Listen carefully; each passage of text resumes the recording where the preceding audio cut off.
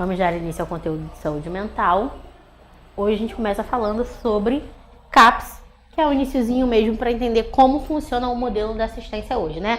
A saúde mental passou pela reforma psiquiátrica. Antes a gente tinha muito a institucionalização dos doentes. Então esses doentes, que às vezes não eram só doentes mentais, né? Eram mendigos, prostitutas, pessoas que tinham alguma deficiência, que as famílias não queriam, jogavam no hospital psiquiátrico, que não era um hospital, era uma casa de internação. E aí aqueles pacientes passavam por diversas condutas que causavam sofrimentos a eles, né? Como exemplo, a lobotomia, a eletroconvulsoterapia. E aí uma coisa que é importante a gente entender é que a eletroconvulsoterapia ela ainda é utilizada como tratamento, mas com base científica hoje em dia. Naquela época eles davam choque nos pacientes sem sedação e sem um parâmetro, sem um cálculo para saber quantos joules aquele paciente, qual seria a descarga que ele levaria, tá? Hoje em dia não. A gente já tem isso mais sistematizado e com bases científicas para apoiar a utilização da eletroconvulsoterapia, tá? Mas a gente não é uma prática que é comumente adotada, porque a gente visa em atender o paciente e mais acolher o paciente, atender ele de outras formas, com terapias somáticas e psicoterapêuticas, para ajudar ele a cumprir e a melhorar os transtornos mentais dele, os sinais e sintomas, tá? E aí, para isso, surgiu o Centro de Atenção Psicossocial, que faz parte da rede de atenção psicossocial. E aí a gente tem uma rede enorme, que não tem só os centros de atenção psicossocial, não tem só os CAPs nessa rede. A gente tem as unidades básicas de saúde também, para municípios que não têm CAPs. A gente tem as redes de acolhimento, residência terapêutica, os atendimentos na rua, o programa Volta para Minha Casa. Então, a RAPS é uma rede extensa, que tem muitas funcionalidades, e muitas instituições, muitas unidades de saúde de modelos diferentes para atender a demanda dessa população de saúde mental, essa população que tem transtorno mental, seja ele por alguma doença genética, por alguma doença causada por um evento traumático ou por algum transtorno causado pelo uso de álcool, cracks e outras drogas, tá? Outra coisa que eu vou sempre bater na tecla com vocês é álcool, crack e outras drogas. Por quê? Na lei que regula a criação, o cuidado, o direito do paciente de que tem um transtorno mental, a lei que regulamenta a criação das RAPs e dos CAPs, eles sempre falam sobre álcool, crack e outras drogas. Então, toda vez que vocês forem ler, prestem atenção nessa questão, tá? Pode ser álcool, crack e outras drogas, ou somente crack e outras drogas. Mas como na lei traz sempre o crack separado das outras drogas, a gente então trata dessa forma, tá? Como álcool, crack e outras drogas. E aí a gente teve a criação do Centro de Atenção Psicossocial, tá? E aí, as unidades de CAPS traz atendimento psicoterapêutico e somático para esses pacientes. Tratamentos somáticos são tratamentos medicamentosos, eletroconvulsoterapia e outras terapias que agem efetivamente no sintoma do transtorno do paciente, tá? Já as psicoterapias, elas auxiliam o paciente a passar por esses sintomas de forma mais leve, a passar pelos transtornos de forma mais leve. Elas buscam entender o comportamento do paciente. E aí a gente tem uma gama imensa de psicoterapia. A gente tem terapia cognitivo-comportamental, terapia só comportamental, psicanálise. Enfim, a gente tem uma série de tipos de psicoterapia, tá? Além disso, o CAPS também promove outras atividades que não somente a terapia com um psicólogo, um psiquiatra, um terapeuta ocupacional e não só o tratamento medicamentoso. Elas têm outras atividades, como musicoterapia, ludoterapia, jardinagem, atividade física, outras atividades que vão auxiliar ao entendimento do quadro clínico do paciente e ajudar esse paciente a se reintegrar no meio social, ajudar esse paciente a se entender melhor, a expressar suas emoções, seus sentimentos, de forma mais adequada e ajudar a gente a conhecer o paciente que a gente está trabalhando, tá? Essas atividades são muito encontradas no Centro de Atenção Psicossocial e aí a gente divide ele de algumas formas. Primeiro, de acordo com a quantidade de habitantes do município. Segundo, de acordo com o tipo de paciente que é atendido ali. E terceiro, horário de funcionamento e quantidade de leitos, tá? Então a gente tem o CAPS 1, todos os CAPs atendem todas as faixas etárias, tá? De crianças a adultos, atendem qualquer tipo de transtorno mental grave e persistente e também atende transtornos causados por álcool e drogas. Todos os CAPs atendem. A diferença é que a gente tem 2 CAPs que são especializados. O CAPS-I, que é especializado em atender crianças e adolescentes, mas não significa que um CAPS que não seja aí não possa atender crianças e adolescentes, tá? A gente tem só uma subdivisão do CAPS-2, de forma que ele atenda somente crianças e adolescentes por ter uma especialização para isso. Profissionais capacitados, especializados para isso. E a gente tem um CAPS-AD, que é o mesmo segmento. A gente tem um CAPS-AD tanto no CAPS-2 quanto no CAPS-3, porque vai variar da quantidade de pessoas da população. E aí o CAPS-AD, qual é a diferença dele? Todas a faixa etária, mas especializada em tratamento de transtornos causados por álcool, crack e outras drogas, tá? Todos eles atendem tudo isso. Porém, a gente tem um CAPS-2 I especializado em criança e adolescente, um CAPS-2 AD especializado em criança e adolescente e um CAPS-3 AD especializado em drogas, tá? Então, a gente tem essas subdivisões, mas tanto 1, quanto 2, quanto 3, de qualquer município atende toda a demanda, tá? E aí, qualquer faixa etária, qualquer transtorno grave persistente. E aí, a gente tem um CAPS-1 que atende regiões e cidades que tenham até 15 mil habitantes. Se tem até 15 mil habitantes, a gente tem um CAPS-1 na cidade, tá? Passou de 15 mil habitantes, tem até 70 mil habitantes, a gente já tem um CAPS-2. E aí a gente pode saber que o CAPS-2 ele pode ser I ou AD. Ou não ser nenhum nem outro, ser só um CAPS-2, tá? E a gente tem um CAPS-3 que também atende todas as faixas etárias, todos os transtornos, inclusive álcool e drogas, mas que tenha pelo menos 150 mil habitantes no município. E aí, se a gente tem um município com 150 mil habitantes, a gente precisa que esse CAPS tenha pelo menos 5 leitos de acolhimento e observação, tá? E esses leitos precisam ser diurnos e noturnos. Então, o CAPS-3, diferente dos demais, ele é um CAPS que ele fica aberto 24 horas por dia, todos os dias da semana, incluindo feriados, tá? Já o CAPS 1 e 2, ele fica aberto de 8 às 18 horas, 5 dias na semana, exceto feriados. Então, se o feriado caiu numa quarta-feira, ele não vai abrir na quarta-feira, tá? Outra questão. O CAPS 2, que pode ser o I, o AD ou somente 2, ele pode se estender, dependendo da demanda dos pacientes e da demanda da população, das 18 até as 21 horas, tá? E aí, quando é um CAPS que se estende, a gente tem mais profissionais para trabalharem naquele centro de atenção psicossocial, tá ok? CAPS. A gente tem também, como eu disse antes, um CAPS AD no modelo 3. Só que, como ele é AD, ele tem de 8 a 12 vagas de acolhimento, porque ele, além de atender a demanda dos transtornos gerais dos pacientes, ele também atende a demanda dos transtornos de álcool e drogas. E aí é como se somassem mais pacientes nesse local, tá? Então, se a gente tem um CAPS 3 AD, ou seja, a gente tem um CAPS especializado em álcool e drogas, com uma população de pelo menos 150, e aí pode passar de 150 mil habitantes, a gente tem de 8 a 12 leitos nesse CAPS, tá? Então, se atentem a essas diferenças. O CAPS 1 é até 15 mil habitantes. O CAPS 2 pode ser I ou AD. E tem que ter pelo menos 70 mil habitantes. Todos eles funcionam de 8 às 18, 5 dias por semana, sendo que o CAPS 2 pode se estender até as 21 horas. Já o CAPS 3 precisa ter pelo menos 150 mil habitantes e 5 vagas de acolhimento e observação para esse. Não consegue se recompor, não consegue voltar para a casa dele ou para a residência terapêutica, enfim, para onde ele fique, ele pode ficar nesse leito, tá? E a gente tem também o CAPS AD3, que é no mesmo modelo do CAPS 3, só que como ele atende álcool e drogas, ele tem de 8 a 12 leitos de acolhimento e observação. E o que a gente precisa saber? CAPS 3, 24 horas por dia, 7 dias por semana, incluindo os feriados. Outra informação importante, o CAPS-I não estende horário. Não estende até as 21.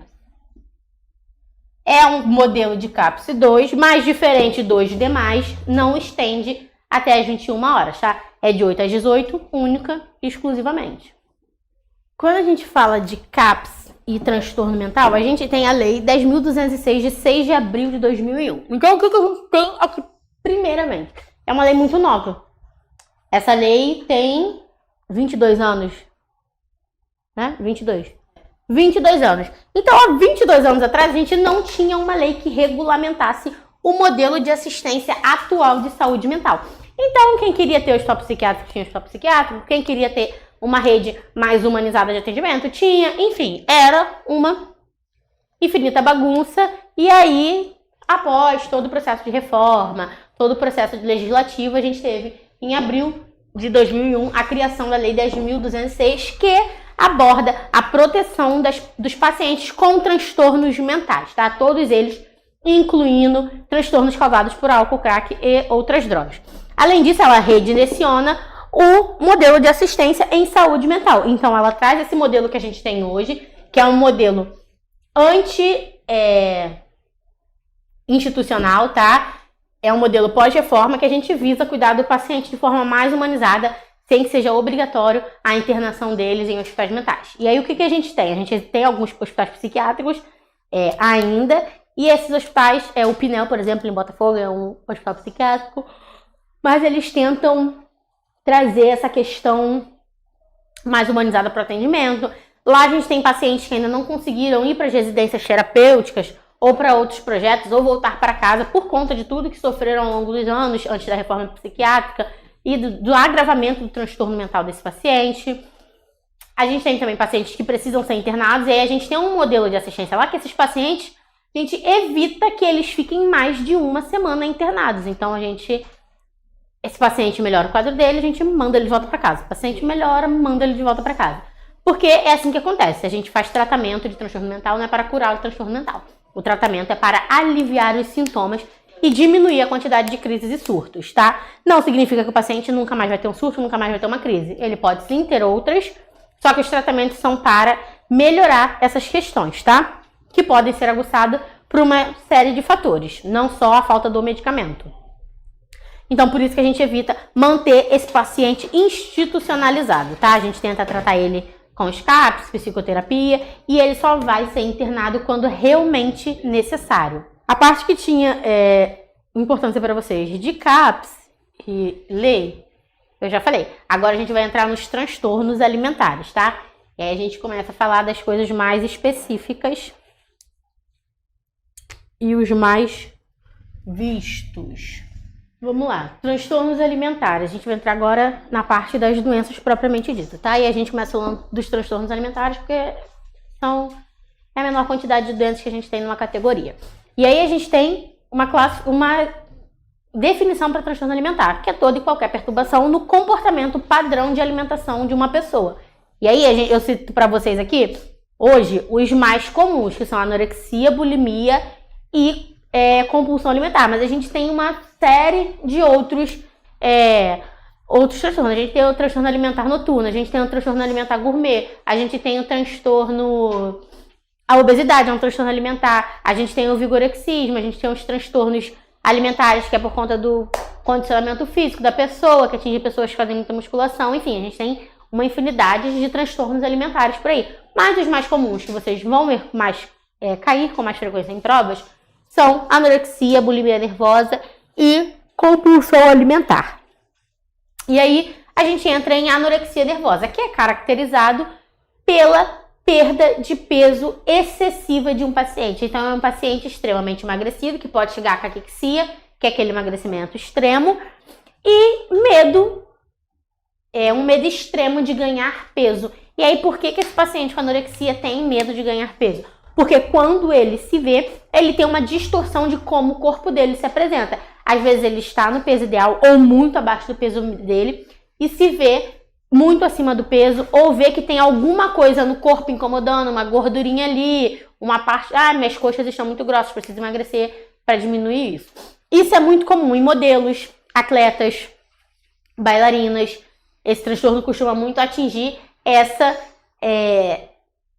esse ramo de pessoas, tá? Por conta também da pressão social em cima desse tipo de profissional, tá? E aí, a gente tem a característica da anorexia, que é o que eu preciso que vocês lembrem, como perda corporal extrema, medo de ganhar peso e distorção da imagem, tá? Então, é bem característico. Perda de peso corporal extremo, medo de ganhar peso e distorção da imagem. E aí pode ser distorção quanto ao peso ou à forma do corpo. Ela tá se sentindo muito acima do peso, ela vê um peso muito além do que ela tem. E aí ela vai lá, faz os métodos destinados para anorexia. Ou ela vê que o corpo dela está com uma forma que não está agradando e ela encontra a melhor solução se privando de se alimentar. E aí qual a diferença da bulimia para anorexia, para não confundir? Na anorexia, o paciente ele limita a ingestão de caloria, então ele limita tudo que ele vai comer. Ele conta a caloria da água, ele conta a caloria do biscoito, ele conta a caloria da fruta, tudo que ele consome, ele sabe as calorias daquele produto e ele conta a quantidade de produtos que ele pode consumir num dia para ele ter uma noção de quantas calorias ao dia ele está ingerindo, tá? E em alguns casos, esse paciente pode usar de algum método compensatório para satisfazer o desejo dele de perda de peso. Então, além dele restringir a alimentação dele, ele pode fazer uso de laxantes, diuréticos, medicamentos emagrecedores, atividades físicas em excesso, e até mesmo vômitos como método compensatório para perder aquele peso. Ou seja, restringo a minha alimentação, me vejo, não gosto do que eu estou vendo, acho que preciso perder mais peso e pratico métodos compensatórios a partir disso, a partir do que eu vejo, tá? E aí pode acontecer esses métodos compensatórios e outros pacientes não, eles apenas restringem a alimentação deles, tá? E aí o paciente que ele tem anorexia, ele vê a perda de peso, cada quilo, cada grama que ele perde como uma vitória gigantesca. Para ele tá no auge do sucesso dele quando ele consegue perder peso. E quando ele ganha peso, ou quando ele não satisfaz aquela imagem distorcida que ele está vendo, quando ele não consegue modificar aquilo, ele se sente fracassado. E aí a gente precisa entender que os transtornos alimentares, muito provavelmente, na maioria dos casos, estarão envolvidos com outros transtornos mentais, tá? Pode ser uma depressão, uma ansiedade, algum outro transtorno está sempre associado aos transtornos alimentares. E aí a gente tem a bulimia, tá? A bulimia, assim como a anorexia, pode ser fatal, pode levar o paciente à morte, tá? E aí muito por conta dos distúrbios metabólicos. Aqui a gente tem uma questão, uma desnutrição associada. Aqui a gente pode ter desnutrição associada, mas a gente pode ter problema hidroeletrolítico nesse paciente, tá? Por conta da característica. E aí a bulimia, ela é caracterizada por compulsão alimentar. Então o paciente ingere uma quantidade exagerada de alimentos num curto período de tempo. Exemplo, em 1 hora você não consegue comer, por exemplo, 3 pizzas, 2 milkshakes e 2 hambúrgueres. É muito alimento para você comer num curto período de tempo. Esse paciente que tem bulimia, ele tem esse processo de compulsão alimentar, ele come muita coisa num curto período de tempo e como ele se sente culpado por ter consumido aquele excesso de calorias, ele faz os métodos compensatórios, tá? Então, anorexia, o paciente, ele tem baixo peso porque ele restringe a alimentação e em alguns casos ele faz uso de método compensatório para satisfazer a distorção de imagem que ele tem. Na bulimia, não. O paciente ele come exageradamente por um curto período de tempo e para se livrar daquelas calorias que ele adquiriu e ele se sente culpado por ter adquirido, ele pratica de métodos compensatórios, que são eles as atividades físicas exageradas, os vômitos, a provocação de diarreia, uso de laxantes, uso de emagrecedores, enfim, qualquer método compensatório que vocês imaginarem são praticados pelo pessoal da bulimia. Então, compulsão alimentar mais prática de métodos compensatórios, tá? E aí a gente tem, em alguns casos, esse paciente restringindo a alimentação durante o dia, come muito pouco ou nada, e aí, quando ele para com como se fosse um jejum intermitente, e aí quando ele finaliza esse jejum intermitente, ele come exacerbadamente para satisfazer aquela vontade que ele tem de comer. E aí ele come exacerbadamente e libera toda aquela comida que ele ingeriu de forma errônea também, tá? Aqui eu expliquei como funciona, ingere uma grande quantidade de alimentos, provoca métodos compensatórios de maneira prejudicial à saúde. Então, o que a gente tem aqui? A gente tem pacientes que podem chegar à desnutrição porque, além deles não receberem a quantidade de calorias adequadas para o peso dele, para a composição corporal, para o que o corpo dele precisa, eles também não recebem nutrientes. Então, não se trata só de peso. Trata-se de caloria e proteína para aquele corpo, tá? Então, eles podem ser pacientes associados à desnutrição, assim como podem ser pacientes associados com vários desequilíbrios hidroeletrolíticos, tá? Eles podem ter outros problemas metabólicos por conta da bulimia e da anorexia. Continuando com o transtorno de compulsão alimentar.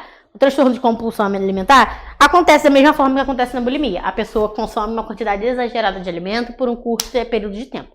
A diferença é que quem tem só transtorno de compulsão alimentar não apresenta método compensatório. Ela não vai tentar se livrar das calorias. Ela vai continuar ali com as calorias, mas ela vai se sentir extremamente culpada por aquilo que ela fez. Ela se sente mal com o comportamento dela. E aí ela apresenta algumas características específicas. Exemplo, come mesmo se não estiver com fome.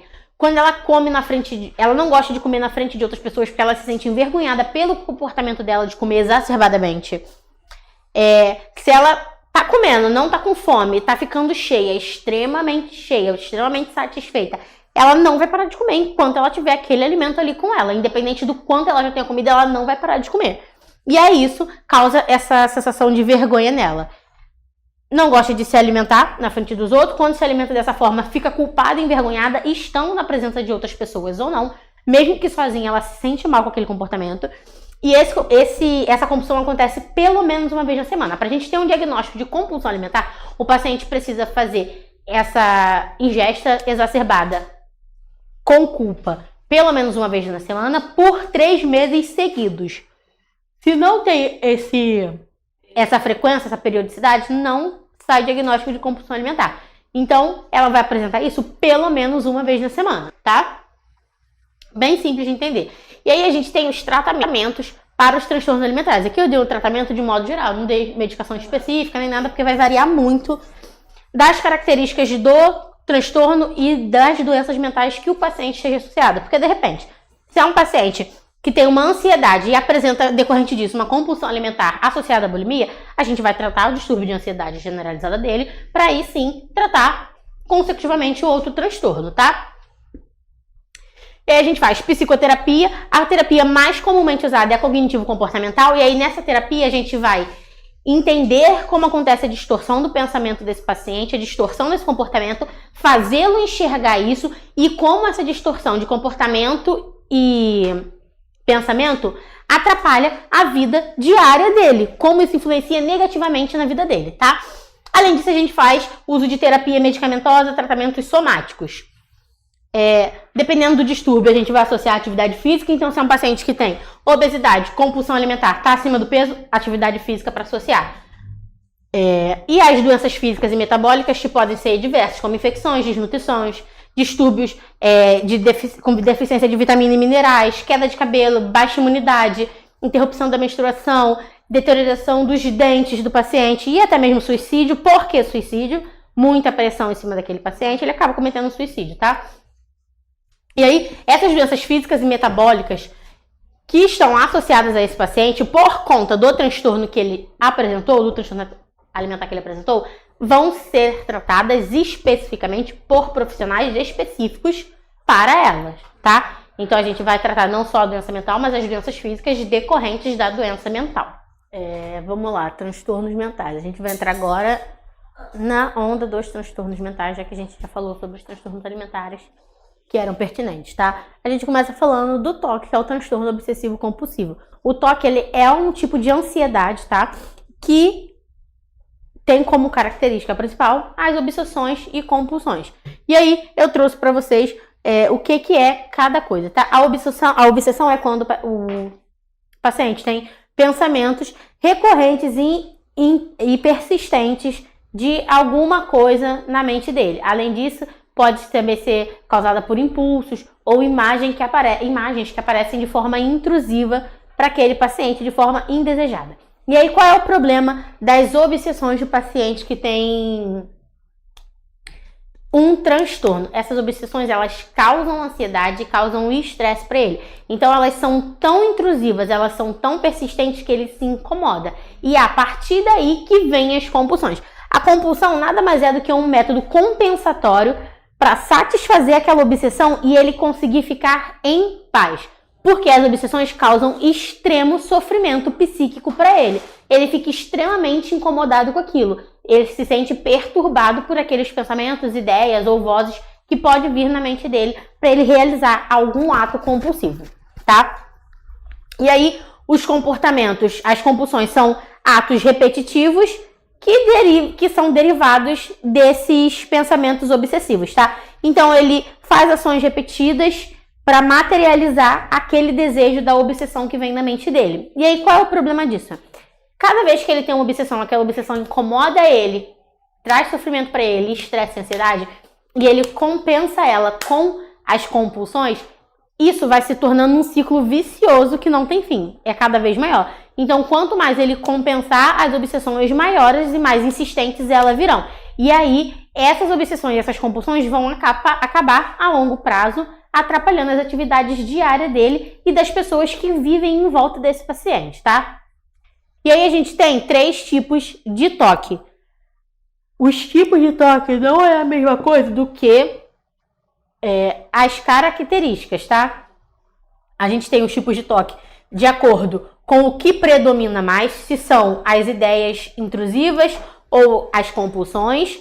E a gente tem aqueles choques, que é choque de checagem, choque de limpeza, esses toques assim, que são mais específicos para classificar a variação dos toques, tá? Então a gente tem um toque que tem predomínio nas ideias obsessivas, e aí aquele paciente, ele tem muitas obsessões, muitas ideias, imagens e pensamentos intrusivos, mas ele não tem tantos comportamentos que satisfaçam essas obsessões, tá? Ele não comete tantos atos compulsivos. E a gente tem o toque que tem predomínio em comportamento compulsivo. Então, vem a obsessão e imediatamente ele faz aquela compulsão. Ele realiza aquele desejo da obsessão, tá? E a gente tem o toque misto, que ele são a obsessão e a compulsão, elas acontecem de maneira similar. Então, se vem uma obsessão, ele vai lá e compensa com a compulsão. E aí, conforme vai aparecendo, ele vai compensando.